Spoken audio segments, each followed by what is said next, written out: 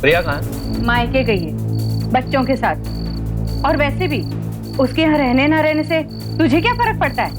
अच्छा, थोड़े दिन दूर रहेगी तो अकल आएगी उसे।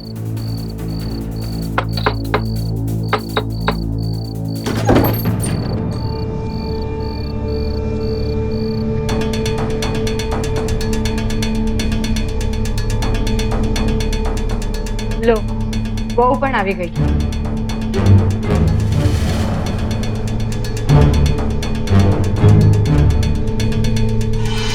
प्रिया, ये कौन है बेटा?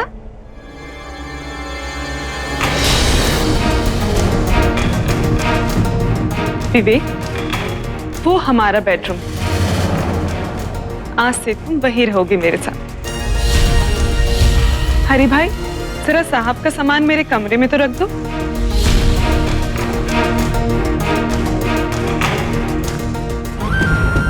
ये क्या मजाक है प्रिया? मजाक नहीं, विवेक आज से यहीं रहेगा, इसी घर। प्रिया, हाँ तो શું બોલે છે वो? बेटा, ये पाप है। तुम्हारी हिम्मत कैसे हुई मेरे ही घर में मेरे सामने एक अजनबी जवान लड़के को रूम में रखने की? हमारा कमरा नहीं, वो मेरा कमरा है। तुम मेरी पत्नी हो, तुम ऐसा नहीं कर सकती। मैं ऐसा कर सकती हूँ, रोक सकते हो तो रोक लो। और वैसे मुझे पूरा अधिकार है अपने हिसाब से जीने का। तेरा हिसाब किताब तो मैं बनाता हूँ, बच्चन नवाज। कानूनी तौर पर मुझे बच्चन कहने का तुम्हें कोई अधिकार नहीं, और कानून मुझे पूरी इजाजत देता है ये सब करने की। ये रहे मेरे कानूनी दस्तावेज। पढ़ना तो आता है ना तुम्हें, तो पढ़ लो। मैं बहुत थक गई, आराम करने जा रही हूँ। हैरान होंगे आप ये देख कि एक शादीशुदा महिला अपने पति और परिवार के होते हुए उम्र में खुद से 10 साल छोटे एक लड़के को अपने बेडरूम में लाने के लिए तैयार हो गई, वो भी अपने पति की मौजूदगी में। हिंदू मैरिज एक्ट 1955 के तहत पॉलीगैमी और पॉलीएंड्री गैर कानूनी है, यानी एक ही समय पर ना एक से अधिक पत्नियां हो सकती हैं, ना एक से अधिक पति।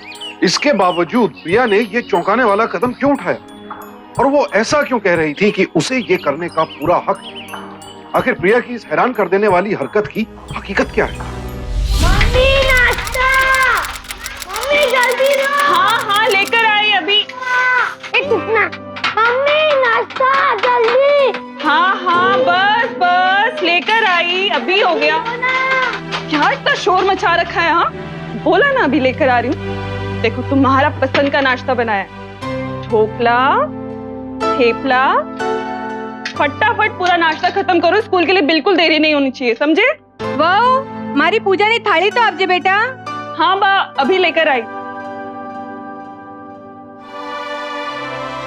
फूल, नारियल, अगरबत्ती सब। बा, ये रही आपकी थाली। मैं भी आती हूँ।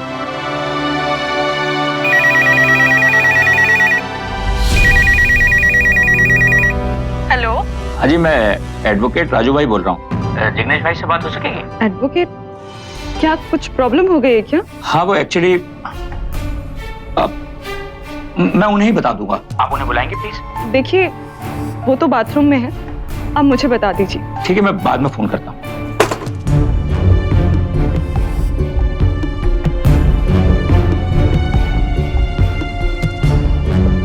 सुनिए, कोई मुश्किल है क्या? नहीं, क्यों? वो जब आप बाथरूम में थे ना, तो किसी एडवोकेट राजू भाई, उनका फोन आया था। अब मैंने कहा आप मुझे बता दीजिए, तो कहने लगे नहीं, सिर्फ आपको ही बताएंगे। क्या हुआ? सब ठीक है ना? क्या पता, होगा कोई फैक्ट्री से जुड़ा मामला। तो फोन कर लीजिए ना। नहीं, लेट हो रहा है, फैक्ट्री जाके ही फोन कर लूंगा। अरे जूस। नहीं, अच्छा नहीं।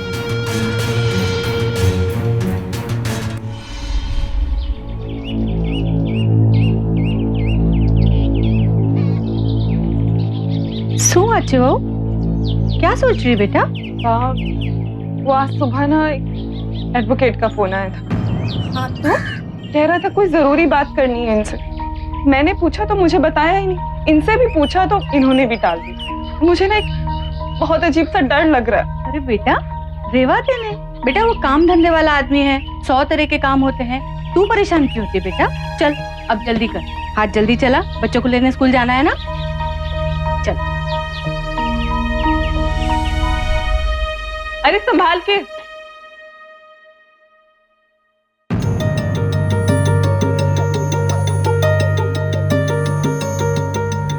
बा बा बा हाँ बेटा, भाई ये सब क्या हो रहा है? अभी दिवाली पर ही तो करवाया था पेंट। मैंने तो कोई खबर नहीं थी बेटा, जिगू ने कुछ बताया भी नहीं। हाँ नहीं, बेकार में गेस्ट रूम पेंट करवा रहे हैं, इसकी कोई जरूरत तो है नहीं। अब ये तो मुझे नहीं पता, जिग्नेश कुछ कर रहा है तो सोच के ही कर रहा होगा, जरूर कोई खास आने वाला होगा। तू चिंता नहीं कर, हूँ हमણાં આવું છું।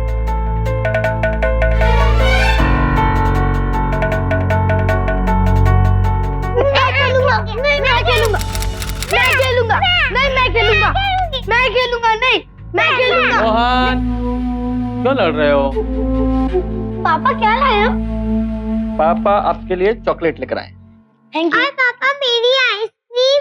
ओह मेरा बच्चा, देखो आइसक्रीम खाने से ना गला खराब है, इसलिए पापा आपके लिए भी चॉकलेट लेकर आए हैं। पापा जाओ जाकर पढ़ाई करो। हैं?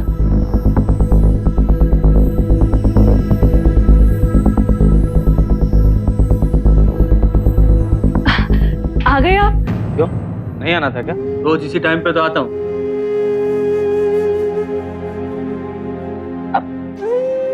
अकेले आए हैं? किसी को साथ में लाना था। ठीक है, पानी लेकर आओ।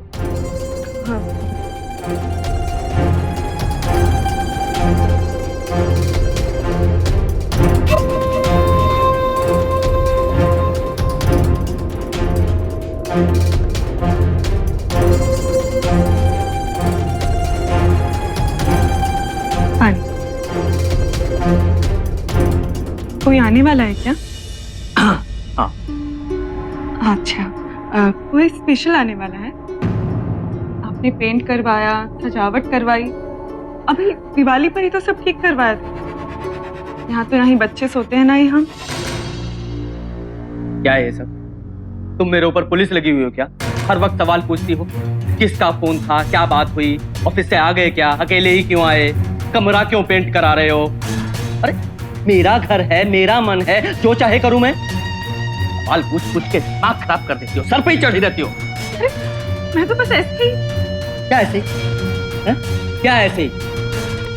देखिए क्या बात है जिग्नेश, आप आजकल बिना बात ही झल्लाते रहते हैं, ना ही ठीक से बात करते हैं। आरती उतारो तुम्हारी, हैं? मर्द हूं मैं, 100 काम होते हैं, 100 जरूरतें होती हैं। मैं तो बस यही पूछ रही थी ना कि कौन आने वाला है। जब आएगा तो तुम्हें पता चल ही जाएगा। घर में ही आएगा ना, कहीं बाहर छुपा के तो नहीं रख रहा हूं मैं उसे। सवाल पूछ पूछ के दिमाग खराब कर दिया है।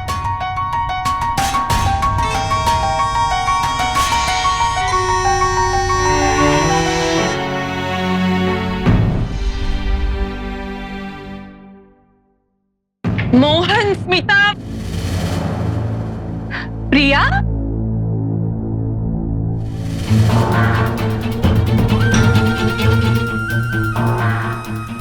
आओ हर्षा, तुम्हें कमरा दिखाता हूं।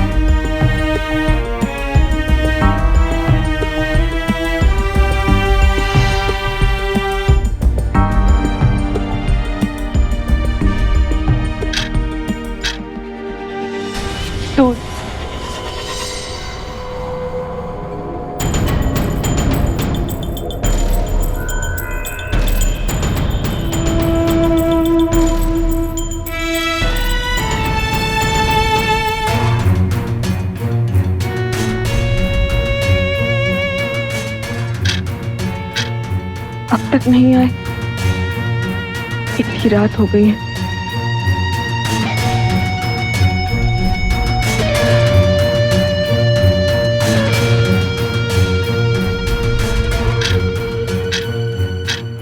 इतनी रात गई, मेहमान के कमरे में क्या कर रहे हैं ये? ऐसी कौन सी बात है जो इन्हें इतना टाइम लग रहा है?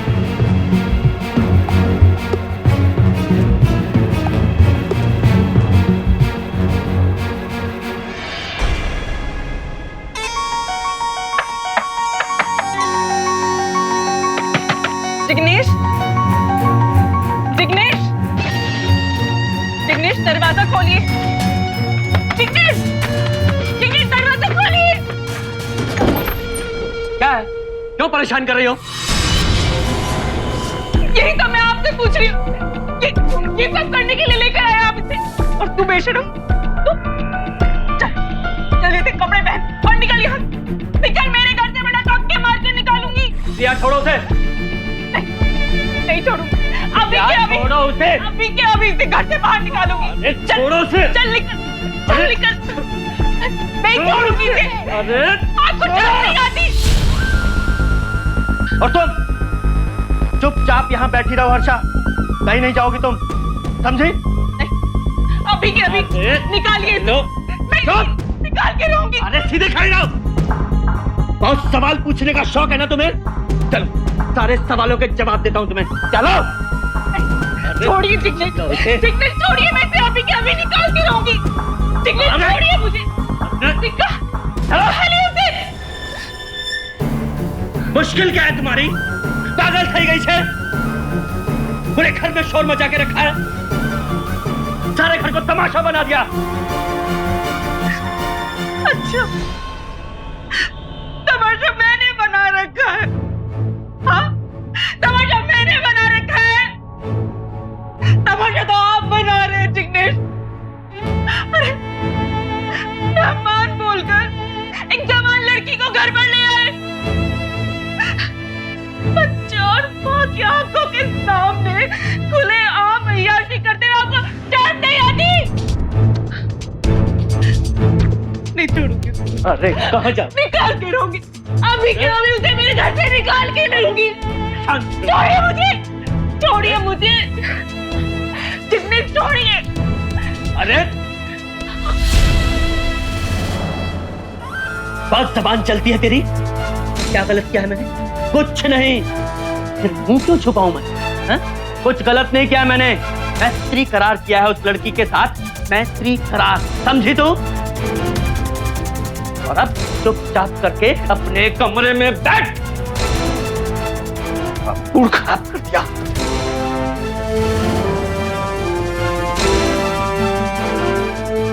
मैत्री करार। आप में से ज्यादातर लोग शायद पहली बार ये शब्द सुन रहे हो, लेकिन कुछ सालों पहले तक देश के कुछ इलाकों में ये एक बेहद आम शब्द था। इस करार के मुताबिक कोई शादीशुदा व्यक्ति अपनी पहली पत्नी के होते हुए किसी और महिला से मैत्री संबंध बनाकर उसे घर ला सकता था और उसके साथ संबंध स्थापित कर सकता था। हैरानी की बात यह है कि कानून के विरुद्ध इस प्रथा को पूरे समाज की स्वीकृति मिलती थी। यकीन नहीं होता कि कोई भी समाज ऐसी प्रथा को कैसे स्वीकार कर सकता है। इस तरह के बर्ताव से न सिर्फ पत्नी बल्कि पूरे परिवार पर क्या बीतती होगी इसका अंदाजा लगाना भी मुश्किल है। लेकिन जिग्नेश जैसे लोग इस करार की आड़ में अपनी अय्याशी को अंजाम देते थे और प्रिया जैसी औरतें जहर का घूंट पीकर उठती रहती थी। संभाल अपने आप को बेटा, संभाल अपने आप को। कैसे संभालूं बाप, कैसे संभालूं?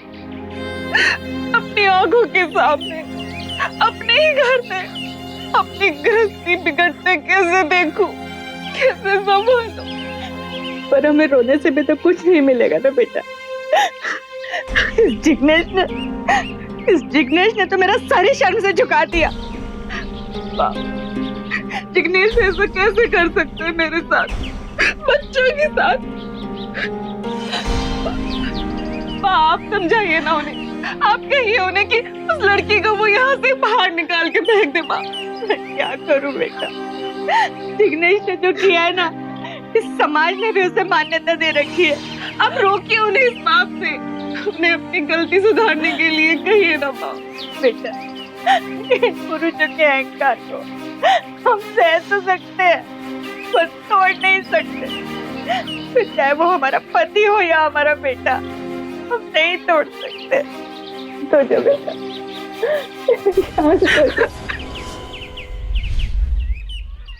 हमारी प्रिया में क्या कमी है? घरेलू है, सारी छे, सुंदर छे, तुम्हें खुश रखती है।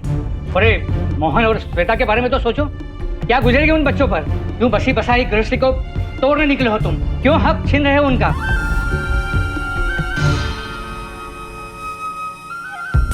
पढ़िए, मैत्री करार है ये। जिग्नेश, मेरे और हर्षा के बीच में मैत्री करार। हर्षा इस घर में मेरे मित्र की तरह रहेगी और उसके यहाँ रहने से आपकी बेटी और आपके नातियों का कोई अधिकार भंग नहीं होगा। यही चाहते ना? यही चिंता है ना आपकी? देख लिया आपने? इस करार के अनुसार एक पुरुष और स्त्री पुरुष की पहली पत्नी के होते हुए सहमति से संबंध बना सकते थे। हाँ, अगर कोई एक पक्ष चाहे तो इस समझौते को रद्द भी किया जा सकता था, लेकिन ऐसी सूरत में उस स्त्री का पुरुष की चल और अचल संपत्ति पर कोई हक नहीं होता था। और अगर इस समझौते के दौरान उस स्त्री को कोई संतान हो जाए तो उसका भी संपत्ति पर कोई अधिकार नहीं होता था। साथ ही साथ उसके लालन पालन की जिम्मेदारी भी पुरुष की नहीं होती थी। जाहिर है कि यह असंवैधानिक करार पुरुषों के लिए अय्याशी का एक लाइसेंस था और महिलाओं के सम्मान के साथ एक भद्दा मजाक। कानूनी है ये करार और समाज भी इसे मान्यता देता है। हो गई आप लोगों की चिंता खत्म? अब आप लोग चैन से अपने घर जाइए और मुझे भी चैन से अपने घर में रहने दीजिए। जिग्नेश चुप ठहर जा।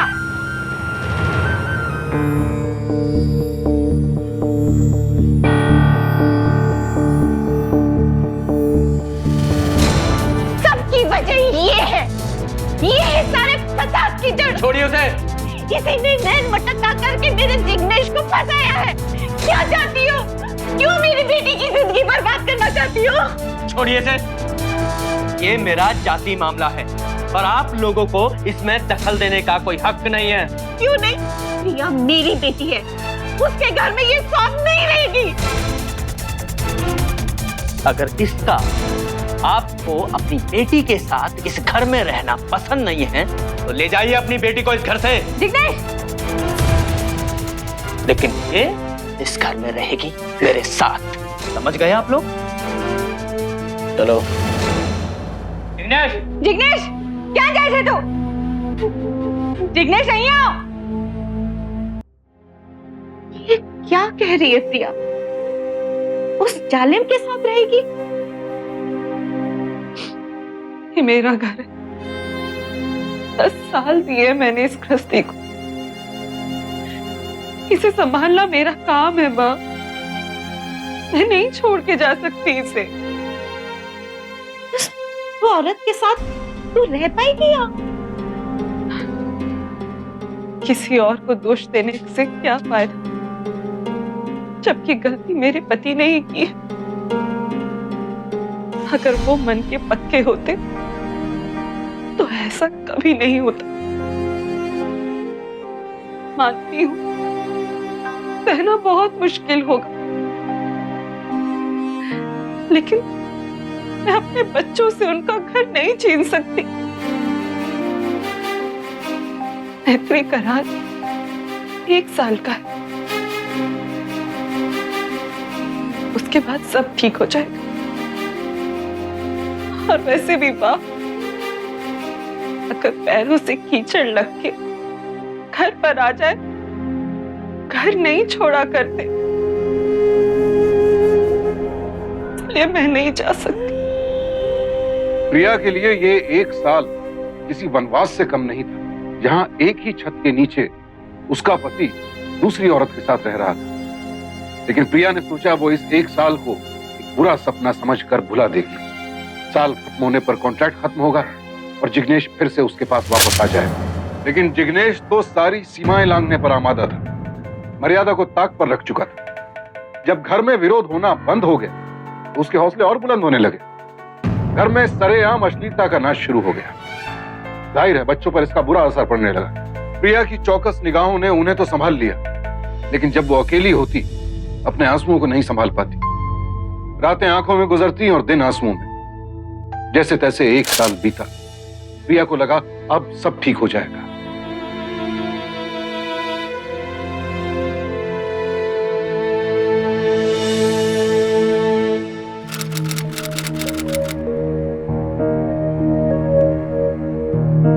बा, ये दिन भी बीत गए।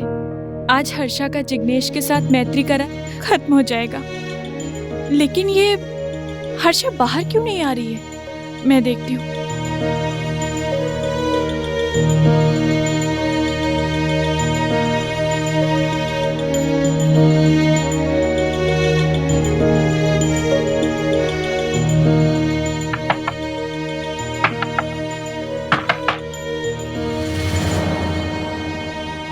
वो मैं ये कहने आई थी कि आज 1 साल पूरा हो गया है। सामान पैक नहीं किया तुमने अपना? वो जिग्नेश जी ने मैत्री करार 1 साल तक के लिए बढ़ा दिया है। कहते हैं शत्रु, कर्ज और बीमारी, इन तीनों को कभी भी छोटा नहीं समझना चाहिए। अय्याशी का ये करार प्रिया की जिंदगी में एक बीमारी की तरह दाखिल हो गया था। उसे लगा था 1 साल खत्म होने पर यह करार टूट जाएगा और ये बीमारी खत्म हो जाएगी, लेकिन यही उसकी सबसे बड़ी भूल थी। अगर प्रिया ने 1 साल पहले इस बात का खुलकर विरोध किया होता तब शायद कुछ बात बन जाती, लेकिन उसकी 1 साल लंबी चुप्पी ने जिग्नेश का हौसला और बढ़ा दिया। हमारी खामोशी हमेशा अपराधियों का हौसला बढ़ाती है और हल्का सा विरोध उसे कई कदम पीछे धकेल देता है। प्रिया के लिए अब अपनी चुप्पी तोड़ना बेहद जरूरी हो गया था, सिर्फ अपने लिए नहीं, अपने परिवार के लिए भी। प्रिया, शांत થઈ જા બેટા, શાંત થઈ જા, બધું સારું થશે, બધું સારું।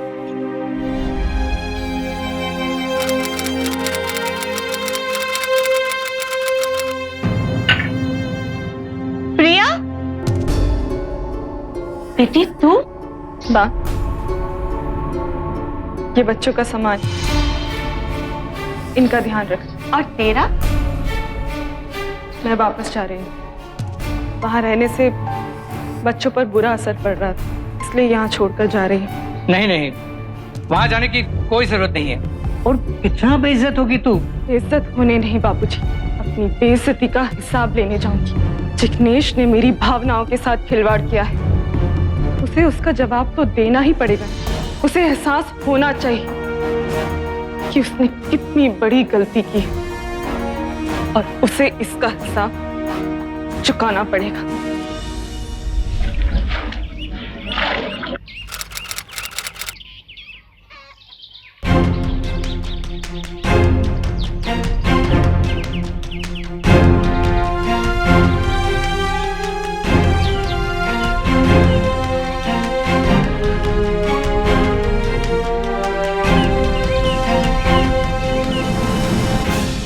माँ, दीदी दीदी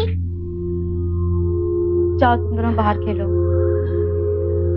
बेटी, हाँ माँ। तू आ गई? माँ, ये कुछ पैसे बापू की दवाई के लिए, कुछ घर के राशन के लिए और कुछ इन दोनों की पढ़ाई के लिए। तू बैठ बाबा के पास, मैं चाय लेके आती हूँ तेरे लिए। अब तबीयत कैसी है बापू? तू नहीं होती बेटा तो तेरा ये बात वो कब का। ऐसा क्यों कहते हो बापू? सब ठीक हो जाएगा।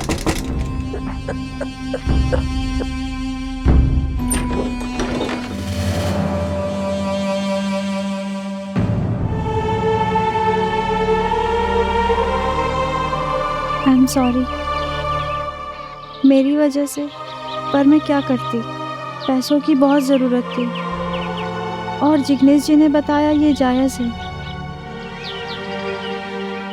मुझे कुछ समझ में आता उससे पहले ही कॉन्ट्रैक्ट हो चुका था। मुझे पता है मैं आपकी माफ़ी के लायक तो नहीं। माफ तो मैं तुम्हें हरगिज नहीं कर सकती, लेकिन हाँ, यहाँ आने के बाद तुम्हारे प्रति जो नफरत थी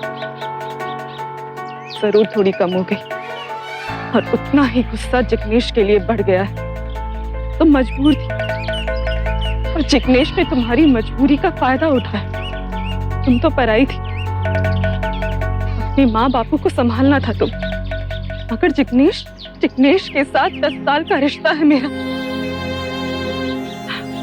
और उसने ये सिला दिया मुझे।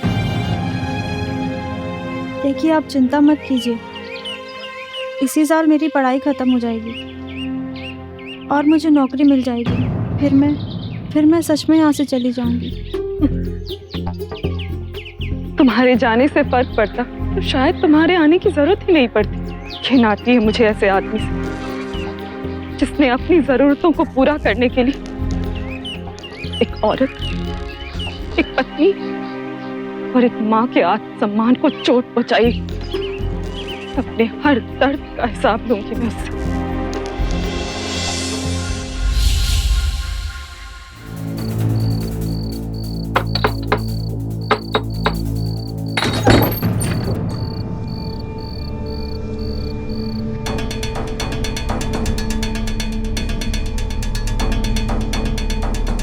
लो, બહુ પણ આવી ગઈ।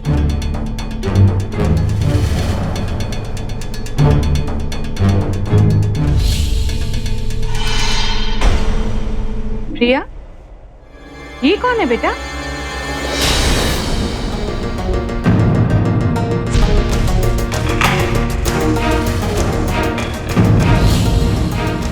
विवेक, वो हमारा बेडरूम। आज से तुम वहीं रहोगे मेरे साथ। हरी भाई, जरा साहब का सामान मेरे कमरे में तो रख दो।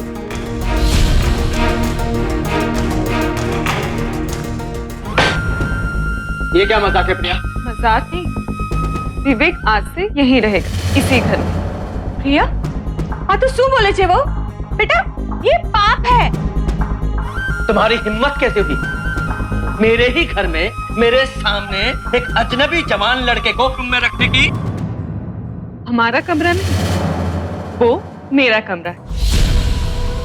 तुम मेरी पत्नी हो, तुम ऐसा नहीं कर सकती। मैं ऐसा कर सकती हूँ, रोक सकते हो तो रोक लो। और वैसे भी मुझे पूरा अधिकार है अपने हिसाब से जीने का। तेरा हिसाब किताब तो मैं बनाता हूँ, बच्चन नवाज। कानूनी तौर पर मुझे बच्चलन कहने का तुम्हें कोई अधिकार नहीं, और कानून मुझे पूरी इजाजत देता है ये सब करने की। मगर हाँ, मुझ पर हाथ उठाना ये गैर कानूनी जरूर है। अगर मैं चाहूं तो तुम्हारे साथ बहुत बुरा कर सकती हूँ। ये रहे मेरे कानूनी दस्तावेज। पढ़ना तो आता है ना तुम्हें, तो पढ़ लो। मैं बहुत थक गई, आराम करने जा रही हूँ।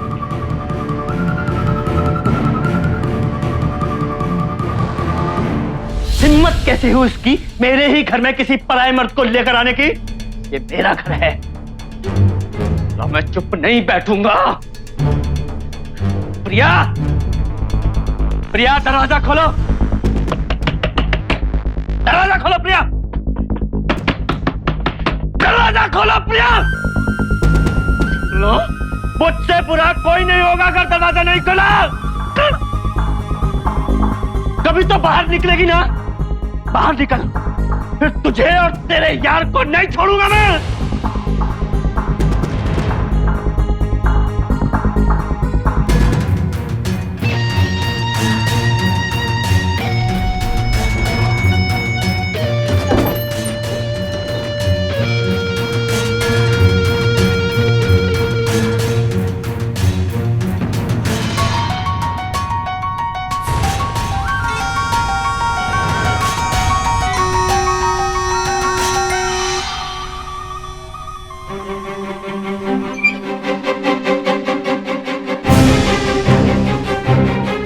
क्या समझती है तुम? मेरे ही घर में मेरे सामने अपने यार के साथ गुल खिलाएगी और मैं चुप रहूंगा? ये छिपे हाथ उठाती है मुझ पे। अब एहसास हुआ जब अपने गाल पर पड़ती है तो दिल पर क्या गुजरती।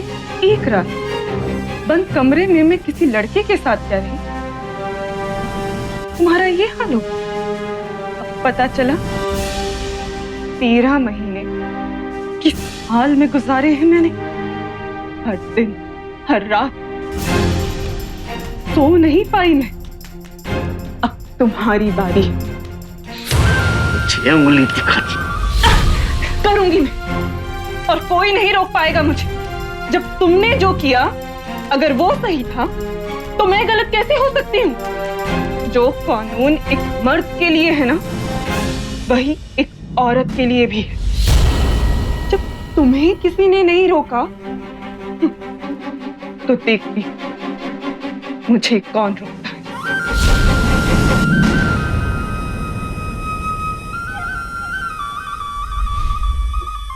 देखिए जिग्नेश भाई, मैं आपकी इसमें क्या मदद कर सकता हूं?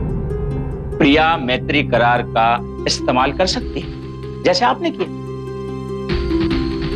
वकील साहब, मैं इसमें नहीं पढ़ना चाहता कि मैंने क्या किया है और वो क्या कर सकती है। मैं सिर्फ इतना जानता हूं कि मैं अब एक पल भी उस औरत के साथ नहीं रह सकता। उसे मेरे घर से जाना ही होगा बस। एक मिनट, आप लीगली ऐसा कुछ नहीं कर सकते जी, क्योंकि वो आपकी पत्नी है और जब तक आप लोगों का डिवोर्स नहीं हो जाता आप उसे अपने घर से जबरदस्ती नहीं निकाल सकते। ठीक है, निकाल नहीं सकता ना, तो आप डिवोर्स दिलवाइए। वकील साहब प्लीज उस बदचलन औरत से मुझे छुटकारा दिलवाइए।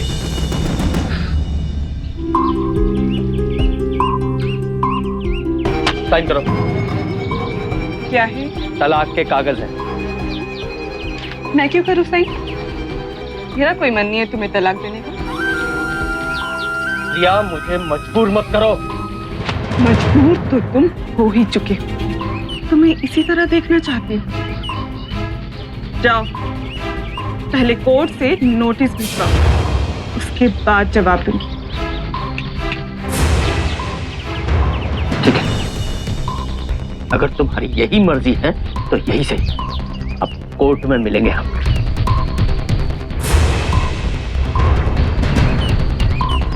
बहुत हो गया तेरा, देख लिया मैंने। चल। माँ कैसे बनी तू? बोल। कॉन्ट्रैक्ट में साफ लिखा है कि तू माँ नहीं बन सकती। ये सवाल आप अपने आप से पूछिए तो ज्यादा अच्छा है। आपने मुझे माँ बनाया, मैंने नहीं। जबान लड़ाती है, मुझसे जबान लड़ाती है।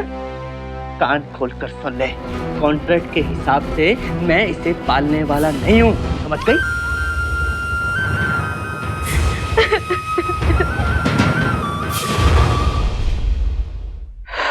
देखो बेटा, तुम्हें अगर जिग्नेश के साथ रहना ही नहीं है तो मेरा कहना मानो, तलाक दे दो उसको। और ये कोर्ट कचहरी के चक्कर में क्यों पड़ रहे हो तुम? नहीं बापूजी, इतनी आसानी से नहीं छोड़ सकती उसे।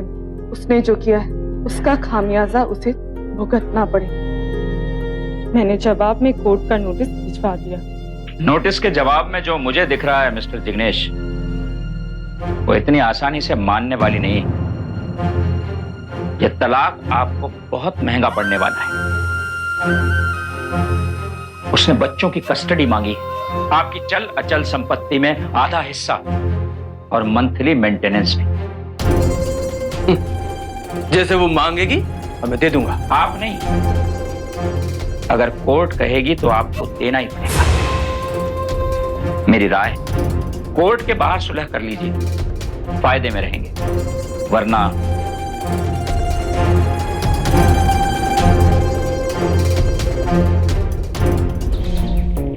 प्रिया, तुमसे बात करनी है। बेटा जाओ, गार्डन में जाकर खेलो। घर चलो प्रिया। तुमने ही मुझे घर से बाहर निकाला है। जो गलती हो गई उसे सुधारना चाहता हूँ, माफ कर दो प्रिया। माफी गलती के लिए मिलती है जिग्नेश, गुनाह के लिए सिर्फ सजा मिलती है।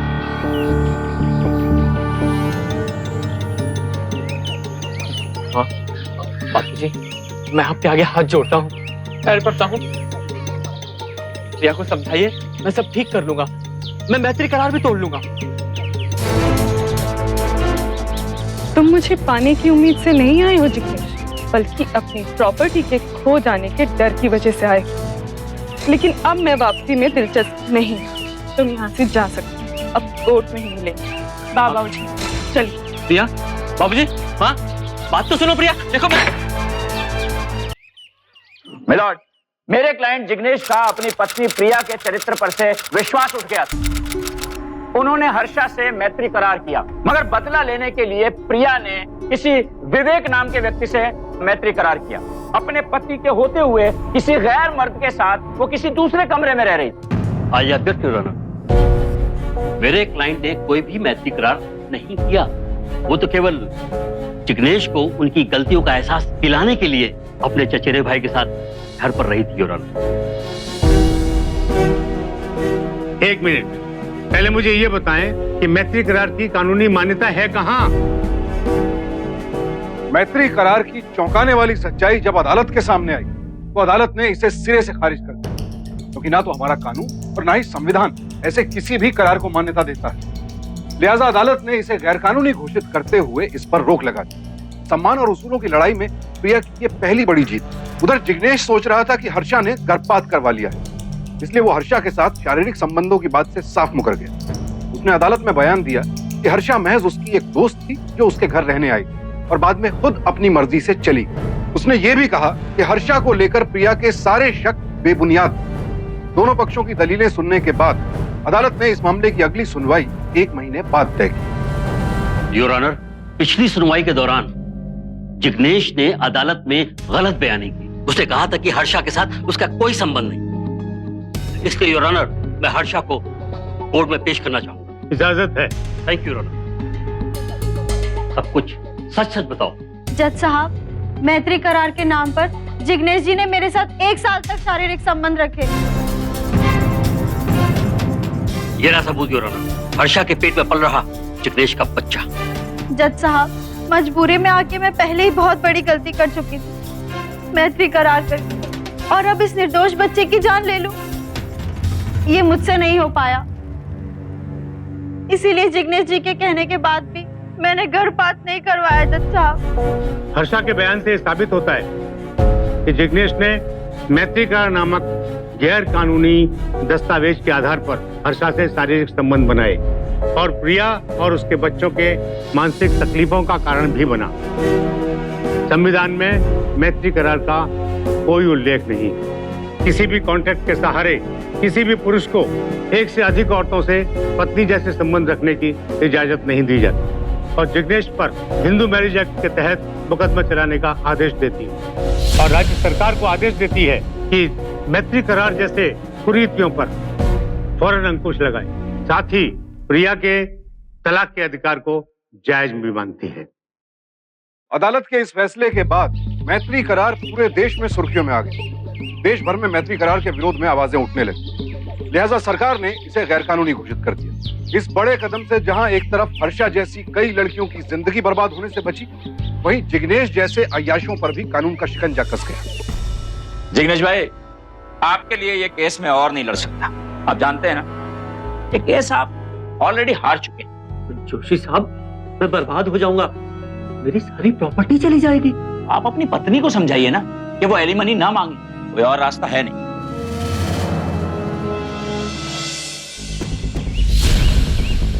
तुम? हाँ, मैं। तुम्हें जो चाहिए था वो मिल गया है। अब एलिमनी की मांग मत करना। महीने के महीने तुम्हें खर्च मिलता रहेगा, लेकिन अपनी प्रॉपर्टी में से एक भी पैसा मैं तुम्हें देने वाला नहीं हूँ, समझी? मैं चाहूँ तो कोर्ट से सारी प्रॉपर्टी ले सकती हूँ। अंजाम अच्छा नहीं होगा प्रिया। अगर चाहूँ तो 1 लाख 2 लाख देकर ये छुटकारा पा सकता हूँ। अच्छा, छुटकारा पाओगे? हाँ, छुटकारा पाओगे? क्या सोचा तुम?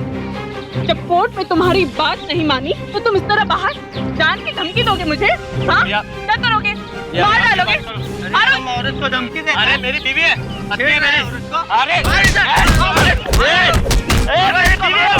भीड़ ने जिग्नेश को पकड़कर पुलिस के हवाले कर दिया और उसे ये सख्त हिदायत देने के बाद छोड़ा गया कि वो आइंदा कभी प्रिया के घर के आसपास नजर भी नहीं आया।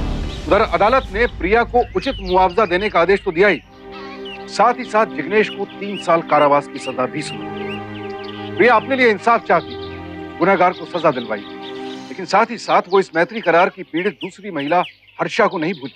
आमतौर पर एक महिला का अपनी सौतन से बेइंतहा नफरत करना स्वाभाविक है, लेकिन प्रिया ने हर्षा को दूसरा मौका दिया। उसके बच्चे को गोद ले ली ताकि हर्षा आगे चलकर एक सुखी गृहस्थ जीवन जी सके। सन 1982-83 में राज्य सरकार ने न सिर्फ मैत्री करार को गैरकानूनी घोषित किया, बल्कि महिलाओं को जागरूक करने के लिए एक अभियान भी चलाया।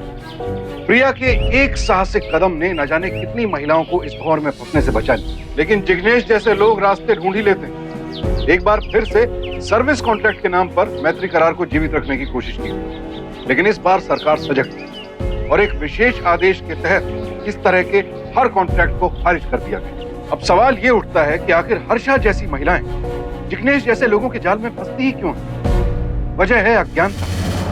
महिलाओं को अपने लिए बनाए गए कानूनों और अपने अधिकारों की पूरी जानकारी होनी चाहिए, और अगर पूरी जानकारी नहीं भी है तो गलत और सही के बीच फर्क को टटोलिए, तो गलत के खिलाफ आवाज बुलंद कीजिए जैसे प्रिया ने।